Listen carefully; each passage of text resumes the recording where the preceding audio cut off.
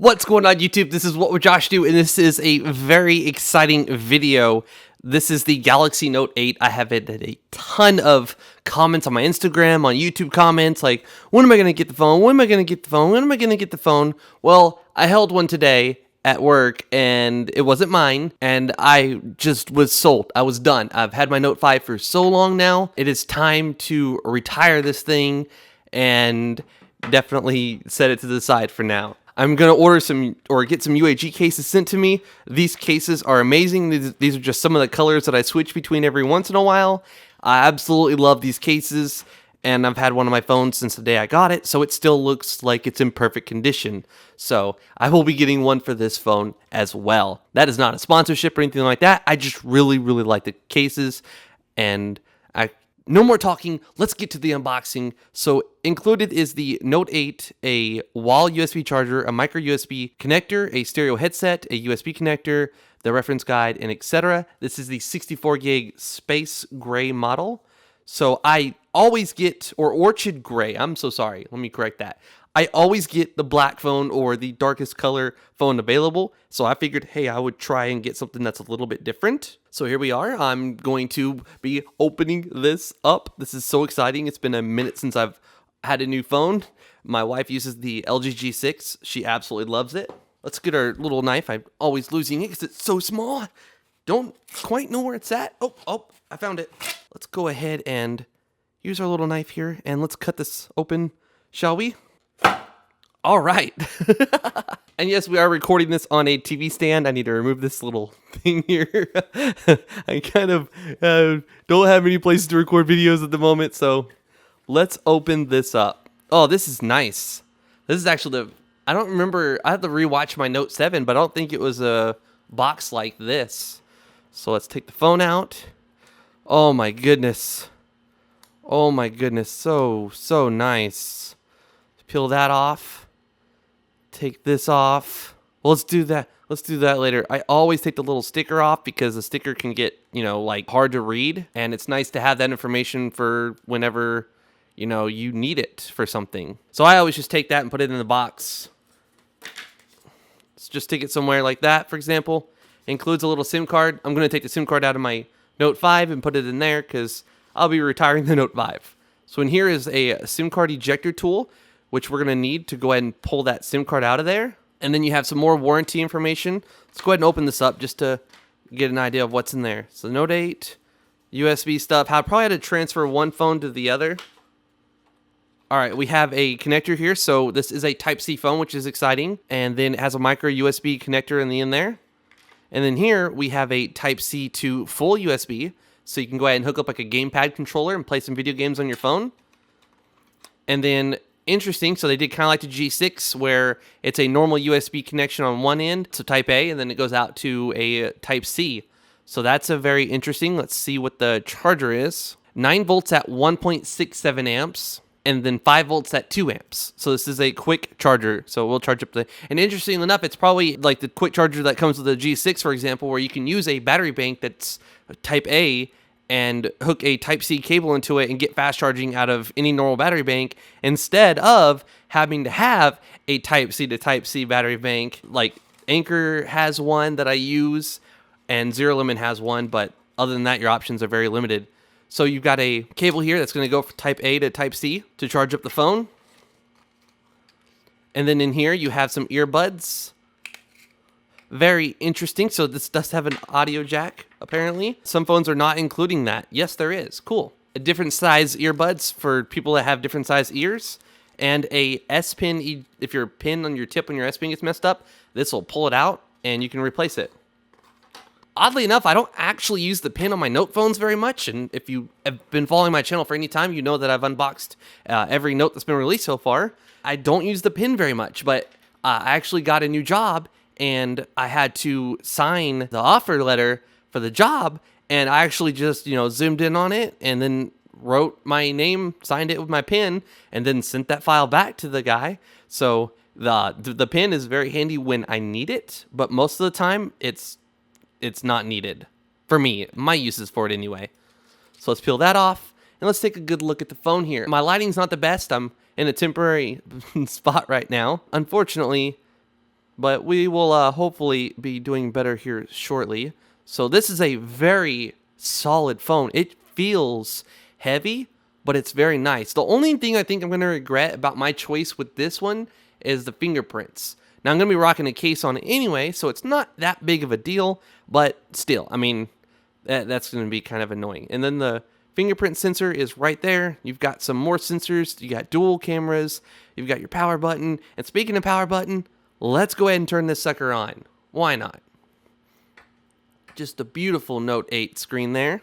All right, you're not going to be able to see that very well, but it says welcome and insert SIM card to gain access. So let's go ahead and do that. I do tend to talk a bit. I am sorry about that. That's just how my videos are. And for the record, if you're following me on Instagram, I did tweet out a little hint of this with a big giant 8 right there.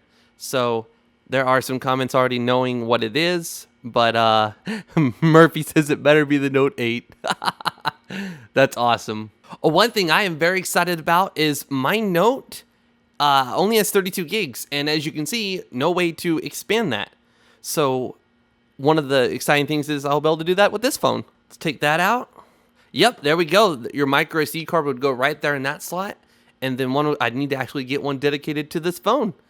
But for now, 64 gigs is, my gosh, I think 64 is perfect. With 32, I mean, I find myself with like 3 gigs left on my Note 5.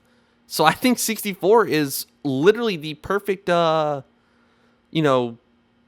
So let's connect to my 5 gigahertz Wi-Fi here. Let's go ahead and hit connect. Once I can change the brightness of the screen, you'll actually be able to see it. It's got an interesting Wi-Fi icon where, like, on the right, it has little arrows instead of underneath it. Oh my goodness. I wonder if I could just turn that down for... Yeah, okay. I'll turn that down for now.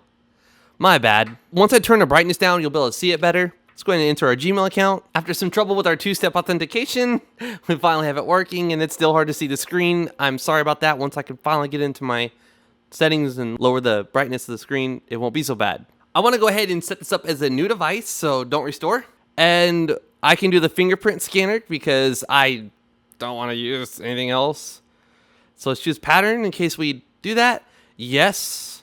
All right, let's go ahead and set our fingerprint back there. That's weird. It's so high up there. I don't think I like that at all. That's super high up there. No, they could have placed it more, naturally.